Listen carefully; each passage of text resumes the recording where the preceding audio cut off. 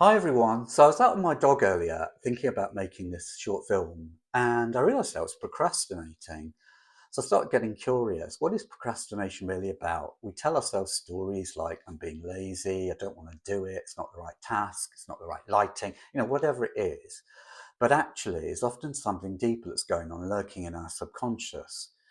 So that might be a limiting belief or even a trauma response. So it might be not good enough, or I don't want to be seen, I want to keep myself small, or it could be a perfectionist response. Sometimes we want everything to be perfect before we take action. So mine was actually an old pattern re-emerging, and it was around keeping myself small, I think, and not being seen. So the awareness is key. It's like, oh, okay, I recognize that pattern. And then through a kind of mindfulness response, so tuning in with our sort of deeper self through our breathing, we can start to understand what the core fear is and what's really going on. And we can also do this through compassionate self-inquiry.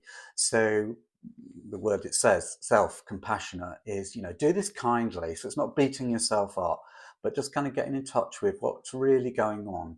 And then countering that with some repatterning. So the repatterning might be, okay, looking at three things that you've done well in the last 3, 4 weeks.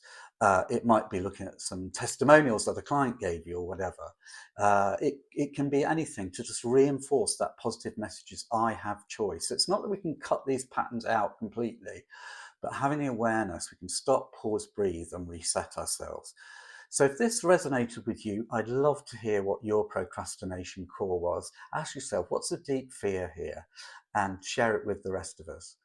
Look forward to seeing you soon.